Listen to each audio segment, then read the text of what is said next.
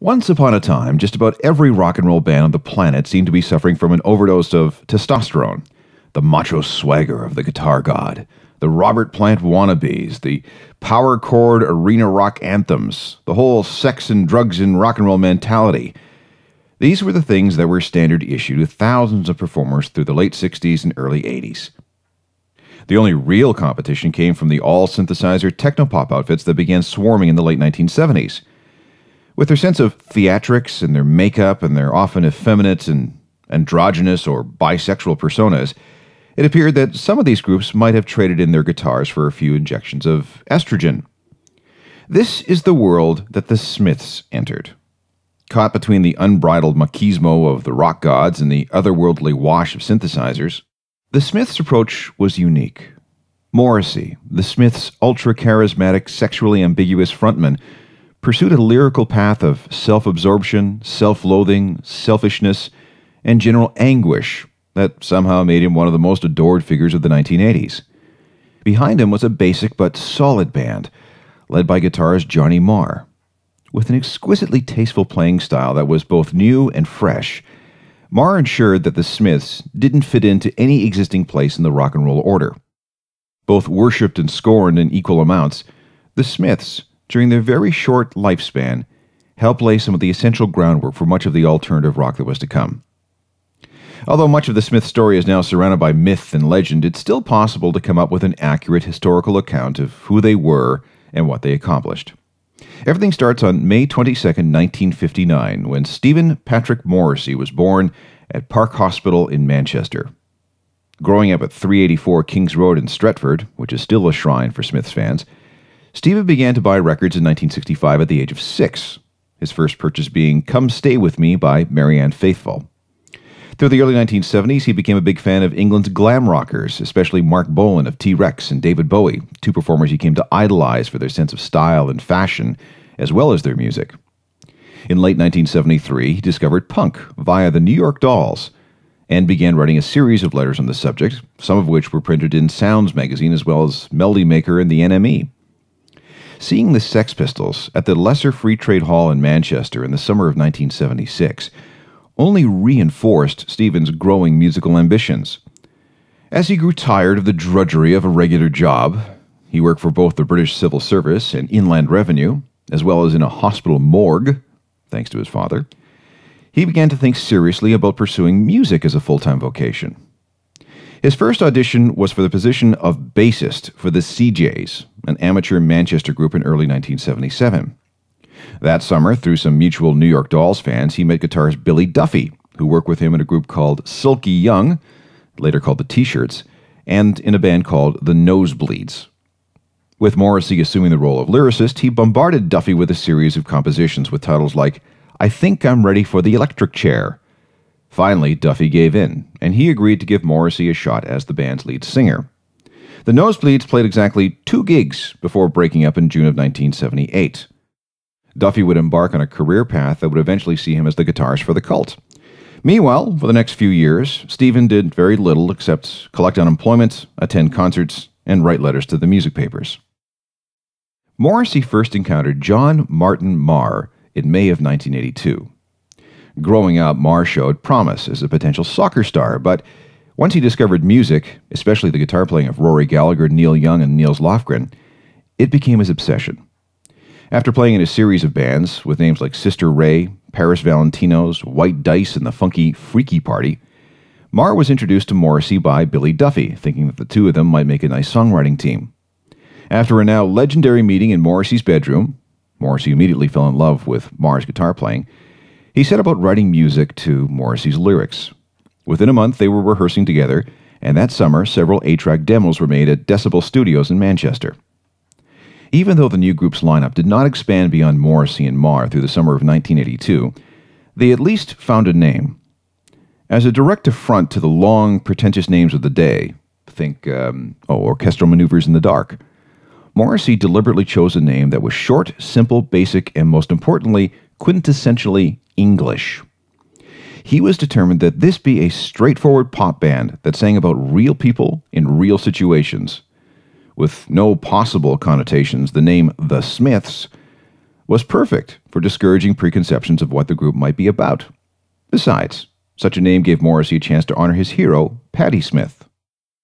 With new drummer Mike Joyce, ex of a band called Victim, and a bassist named Dale, he was an engineer from those first demo sessions, the Smiths made their first live appearance on October the 4th, 1982 at the Ritz in Manchester.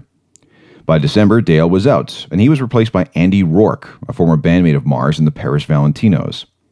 With a few weeks rehearsal time, the Smiths headlined their first gig, January 6th, 1983, performing at Manhattan Sound in Manchester, and accompanied by a gay go-go dancer hired by new manager Joe Moss.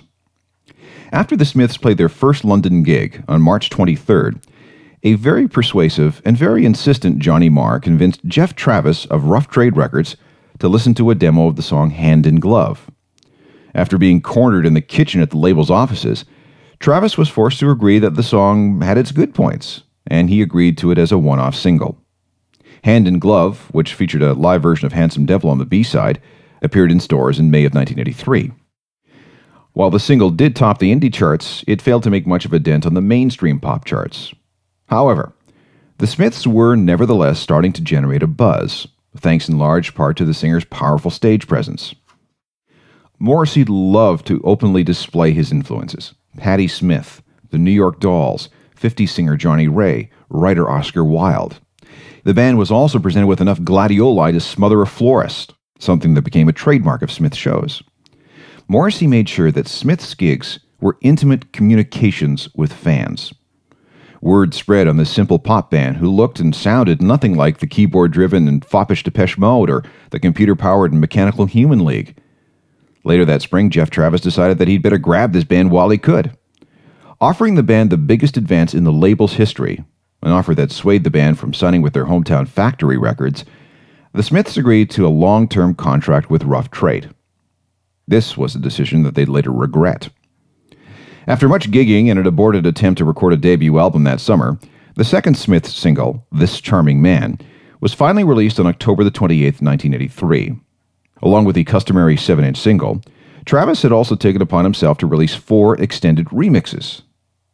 Morrissey was apoplectic at Travis's gall. How dare he bastardize his beautifully simple pop songs by adding this meaningless filler? How dare he mess with the Smiths' image? How dare he do it without their permission?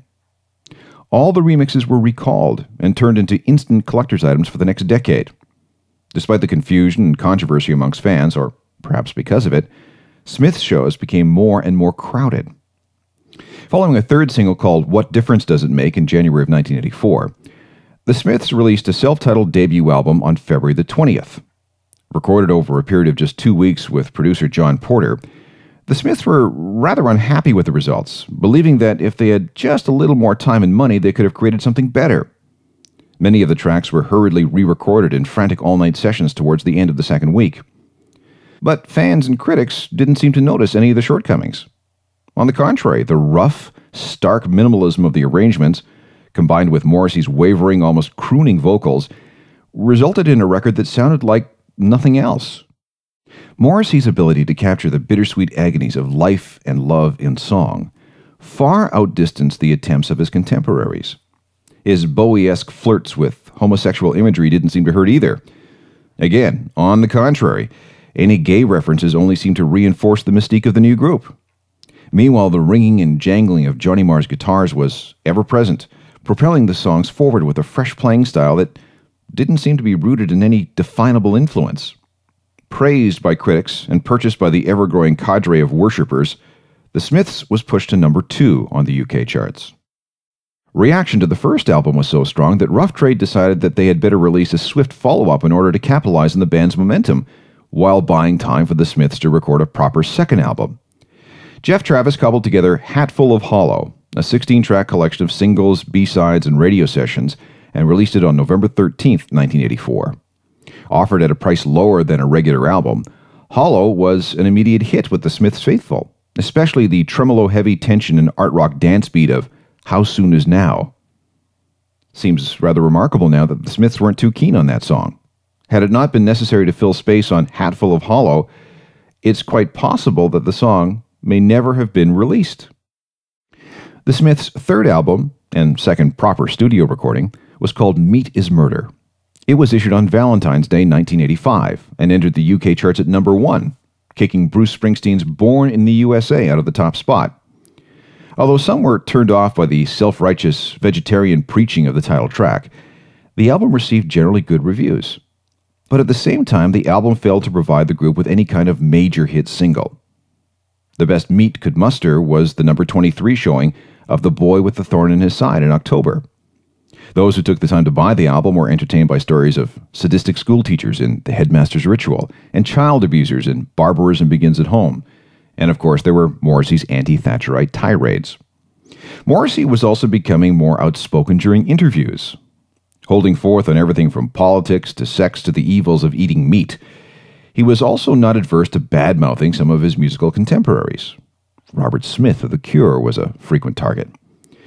While his forthrightness and often contrary opinions endeared him to the Smiths faithful and turned the Smiths into media sensations, see, Morrissey was always good for an outrageous quote, it did not make him any new friends in the music industry. As 1985 drew to a close, and after the group's first tour of North America, things started to get strange and uncomfortable. Andy Rourke's longtime heroin habit had grown to difficult proportions. He was often on methadone, making his playing sometimes erratic and sloppy, something that the perfectionist Morrissey found impossible to tolerate.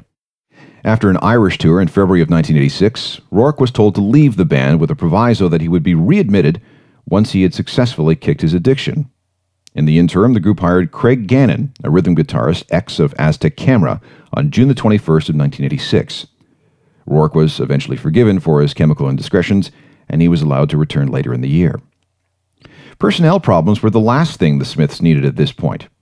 Just as they were on the verge of becoming a major international act, the group teetered on the brink of several disasters. Fans accustomed to seeing their heroes in clubs were becoming alarmed that their group was now taking on the trappings of stadium rockers. Morrissey was still feeling the fallout from his pointed comments critical of Live Aid the previous summer. Management troubles had also plagued the band through 1985, resulting in much bad blood and a somewhat poisonous atmosphere as Morrissey and Marr began to renegotiate their contract with Rough Trade. Meanwhile, EMI was reportedly lurking in the shadows with the offers of a deal. There was also much dithering over whether the new album should be recorded in England or if the band should relocate to New York. Delays stretched from weeks to months. Despite the awkwardness between management, the label, and themselves, not to mention the criticisms coming from the fans and the press, the Smiths answered with what has become a classic of the alt-rock genre. The Queen is Dead, which was released in June of 1986, showed the Smiths at their peak. Never had Morrissey's lyrics been so interesting and open-hearted. Never had Marr's playing and arranging been so sharp. The album yielded 3 important singles. There was Big Mouth Strikes Again, featuring Morrissey's sped-up vocals at the end, the scathing indictment of radio DJs called Panic, and Ask. Although the band continued to be lavish with critical praise and worshipped by a large and loyal audience, Morrissey and Marr were still consternated by the Smiths' inability to conquer the UK charts. One of the main problems, or so they felt, was Rough Trade. As 1986 drew to a close, 2 decisions were made. The first declared that Craig Gannon had outlasted his usefulness and was not long for the band. The second involved a jump to EMI once the Rough Trade contract had run out. Perhaps they could help the Smiths achieve some chart glory. All of this must have seemed terribly insignificant on the morning of November 12th of 1986. Johnny Marr had spent the previous evening drinking tequila and wine with Mike Joyce, and they had made the stupid decision to drive themselves home. Marr pushed his new BMW a little too hard around a corner in the driving rain and lost control. The car bounced between stone walls on either side of the road, crushing it into a heap of metal. Extracting himself from the wreckage, he ran home, hoping to distance himself from the accident before anybody in authority showed up. When the morning came, he was admitted to hospital with pains in his neck and legs. To everyone's relief, the damage appeared to be minor. Investigators who examined the BMW were amazed that Marr had not lost his legs, let alone escaped from the crushed car. If 1986 had been a difficult year in the Smiths' existence, 1987 was even worse. The split from Rough Trade was acrimonious, and the appearance of EMI had Smiths purists thinking in terms of sellout. It was also becoming apparent that Morrissey and Marr didn't really like each other very much anymore. Caught in a constant battle over musical direction and wedged apart by the new record deal, their working relationship became strained, and then it began to break down. Marr was tired of Morrissey's self-absorption and dictatorial stand on matters involving the group. Another change in management introduced policies and plans that Morrissey refused to endorse. Marr, meanwhile, was only too happy to entertain new career ideas. He wanted to tour and to do press just like any other professional pop band. Morrissey wanted no part of such a pedestrian rock and roll existence. It wasn't long before the band cleaved into two factions, Morrissey versus Marr, suffocating everybody in the process. The rift between Morrissey and Marr had grown into a chasm by the time the sessions for Strange Ways, Here We Come wrapped up on May 19, 1987. A burned-out and bummed-out Marr flew off to Los Angeles, leaving Morrissey at home in England to deny all the breakup rumors being fanned by the music press. In truth, the band had probably ceased to exist the moment Marr left the studio for the last time, although everything was kept quiet through the early part of the summer. After a damning story appeared in the press in August, and following some fancy spin doctoring by Morrissey, Marr, and EMI, the real truth came out on September the 12th. The Smiths were dead. But even with the hype and the weeping and the gnashing of teeth surrounding their demise, it wasn't enough to give the band the major chart victory they so desperately wanted. 16 days after the official announcement, Strange Ways was released and it debuted at number 2, second only to Michael Jackson's Bad. A fine start, but none of the singles from the album made it higher than number 13. That was Girlfriend in a Coma. It was the same old story. Album chart success, no single success.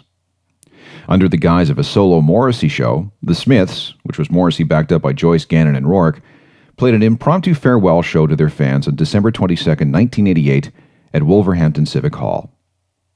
Now, much has happened over the years since the Smiths imploded. While he's had his moments, Morrissey's attempts at becoming a major solo artist have not fared as well as he had hoped.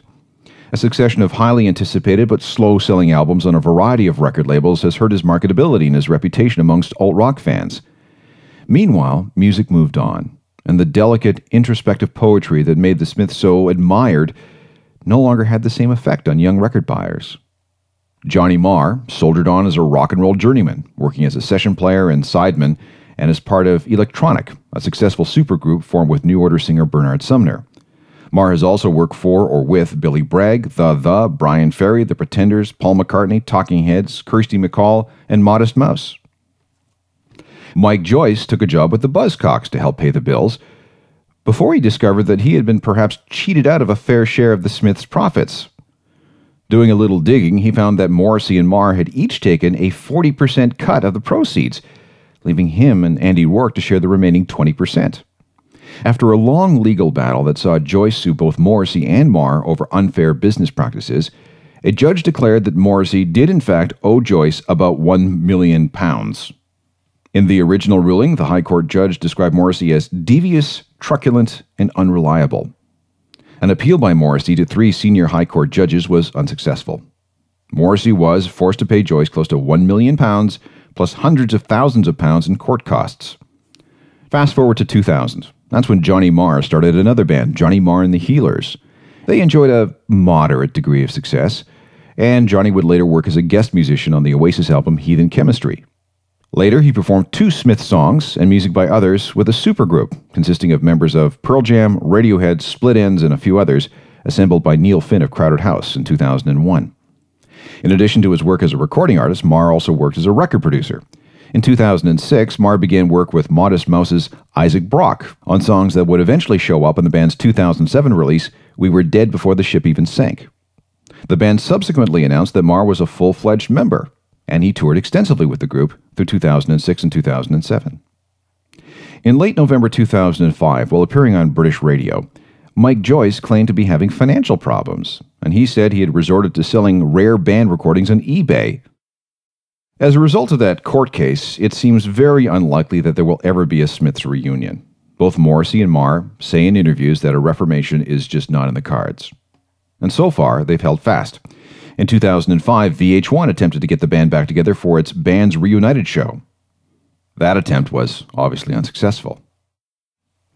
In March 2006, Morrissey said that the Smiths were offered $5 million to reunite for a single performance at the Coachella Festival. He turned it down, saying that no, because money doesn't come into it. There are also stories about Morrissey being approached by a consortium of promoters. Some say there was a $75 million offer to tour in 2008 and 2009. Although they were around for just 5 years, the Smiths succeeded in becoming the definitive British indie band of the 1980s. Not only did they help hurry the death of the technopop frenzy that dominated the early part of the decade, but they also set the stage for the basic guitar pop that would eventually take over the English scene in the late 80s and early 90s. While they were together, the Morrissey-Marr alliance was one of alt-rock's finest songwriting combinations. They reintroduced the simple pleasures of 3-minute pop songs that were played on traditional rock and roll instruments. While DIY punk attitudes were very much part of their makeup, they also recognized the value in everything from Elvis Presley to the girl groups of the 1960s. Morrissey's strangely charismatic persona and his penchant for drama and the forlorn, doomed romanticism of his poetry only made that combination all that more appealing. Like Depeche Mode and The Cure, the Smiths gave troubled music fans something to hang on to. No matter how badly they felt, they came to realize that Morrissey could not only understand their pain, but also could articulate it in a way that few could. Will the Smiths ever reunite? Doubtful. But one thing is for sure. The Smiths were a rite of passage for a whole generation of alt-rock fans in the 80s. Any attempt to recreate that would just spoil memories of a righteous bad mood. Music doesn't always have to be pretty. Sometimes it needs to be harsh, ugly, and evil if the mission is to capture the harsh, ugly, and evil aspects of everyday life. This music can make us feel uncomfortable and agitated at first, but if we can hold on long enough, the message might get through. Oral ugliness can be a very powerful art statement. Skinny Puppy specialized in these kinds of statements. Their unique brand of musical brutality alternately shocked, disgusted, amused, and inspired a legion of followers, some of whom used Puppy's methods to advance not only the evolution of industrial music, but also the art of sampling and esoteric studio production techniques. They just didn't record music and sound. They manipulated and mutilated it, sculpting audio into something new. And although they didn't sell many albums, maybe 1 million in total, their work through the 80s made it possible for other extreme bands like Nine Inch Nails and Marilyn Manson to exist. The Puppy story started in 1982 with Kevin Key, the former Kevin Crompton, a former lead singer for a Depeche Mode-like Vancouver band called Images in Vogue. He teamed up with Nivek Ogre, whose real name is Kevin Ogilvie. Having discovered the industrial-grade thumping and noise terrorism of UK bands such as Throbbing Gristle and Cabaret Voltaire, and the moodiness of Bauhaus, Joy Division, Early New Order, and Depeche Mode, Kevin and Nivek set about creating their own brand of electronic attack. All pop and rock conventions, including melody, were immediately discarded in favor of distortion, thunderous rhythms, more distortion, aggressive electronic sounds, and still more distortion. Together with an acquaintance named William Schroeder, Key and Ogre scraped together enough money to issue Back and Forth, a 7-song cassette with an original run of just 50 copies, of which only 35 were actually released. In early 1983, one of these tapes landed on the desk at Network Records, a new Vancouver-based indie label. Network was looking to sign new bands in order to live up to a reciprocal distribution agreement they had set with a variety of foreign labels which specialized in aggressive electronic dance music. Having already signed Mauve, featuring one of the label's founders, and the Grapes of Wrath, a decidedly gentle band, Network decided to give Skinny Puppy a shot. Although the group had yet to play a live gig, their sound fit in well with the Cabaret Voltaire and Front 242 records that Network had agreed to distribute from Europe. They agreed to a 2-album deal. The first official Puppy release was Remission, a 1984 record that, while containing 11 tracks, was somehow classified as an EP. Remission was also the beginning of a decade-long relationship with producer Dave Rave Ogilvie. Then, in October of 1985, Puppy issued the Ogilvie-produced Bites. Although neither record was even remotely radio-friendly, the band's punishing beats and goth industrial electronic fusion found an enthusiastic audience in dark clubs on both sides of the Atlantic. Songs like Assimilate and The Choke became turntable standards when the industrial set turned out to dance. In the summer of 1986, Schroeder was replaced by Dwayne Rudolph Gattel, a former member of a band called Psyche, and an Edmonton outfit called Water. His first release with the band was Mind, The Perpetual Intercourse, an album that's now considered to be a classic of the industrial genre. With its heavy use of samples, dialogue from obscure movies, sound bites from newscasts and documentaries, half-whispered somethings drifting in and out in the background, the album captured a special sort of postmodern angst. While anyone who claimed to be able to make out the lyrics in a song like Dig It had to be lying, the inherent violence and menace in the beat and the electronically altered guitars had a certain appeal to music fans tired of the lightweight technopop of the mid-1980s. Campus Radio grabbed the album, turning Mind into a late-night favorite across North America.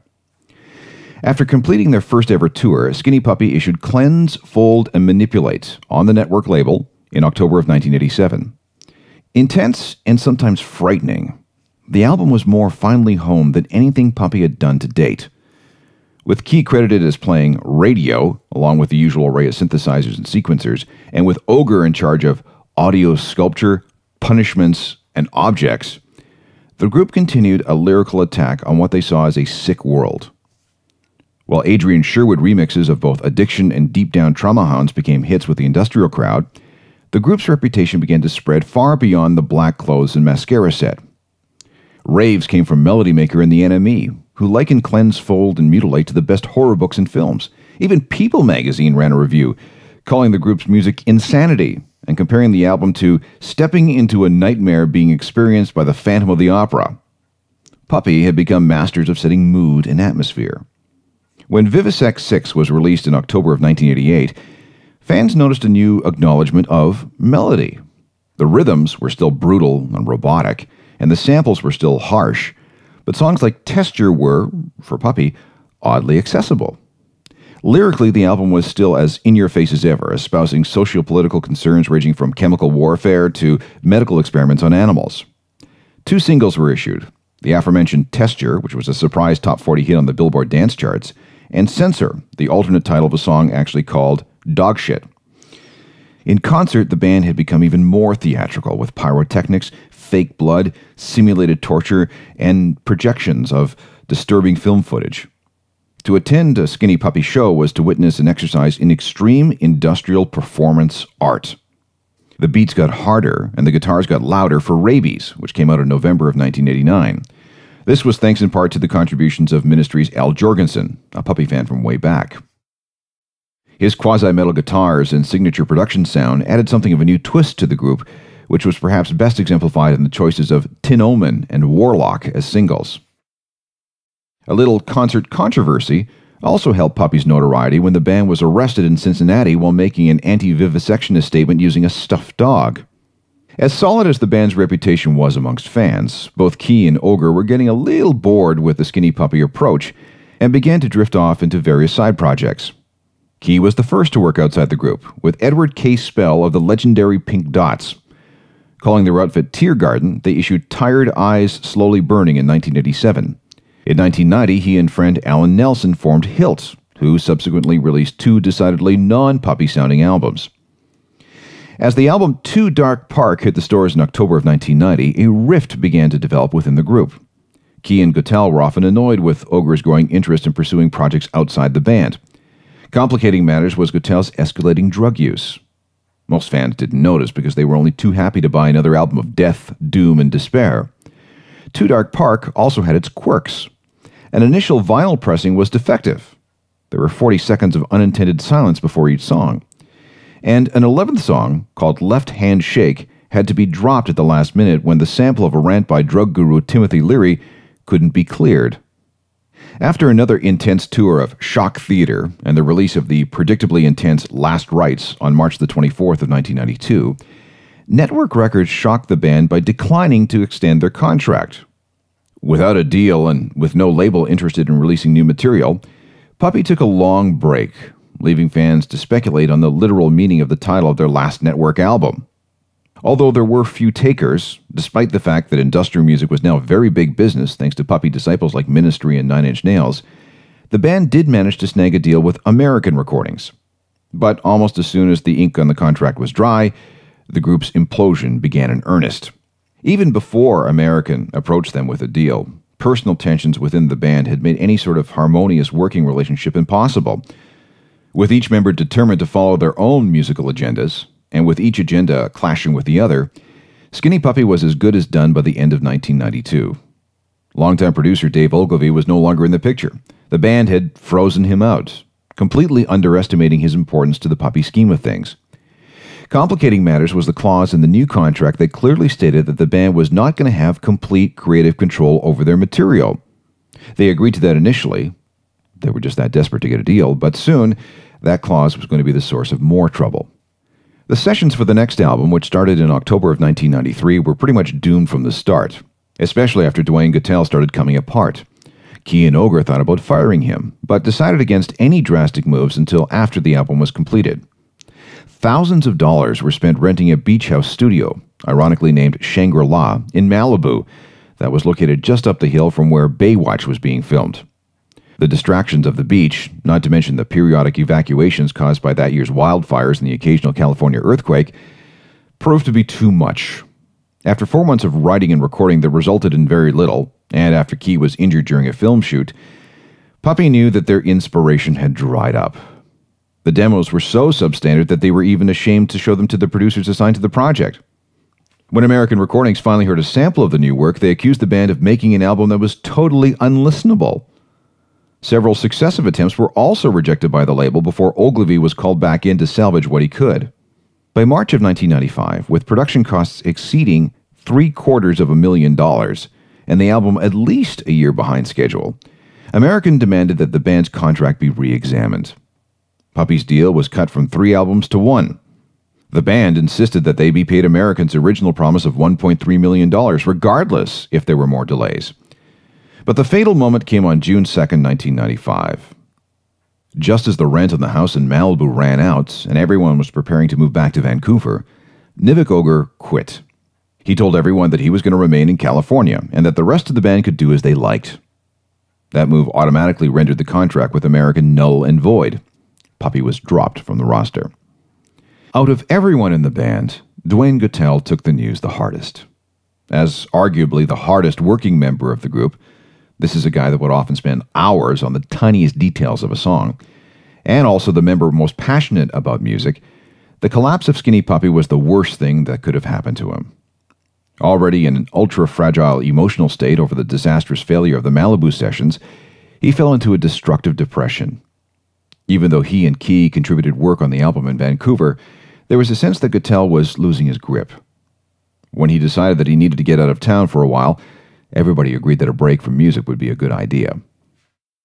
Guttel flew back to his parents' home in Edmonton, where he soon received a package mailed by a friend from Vancouver.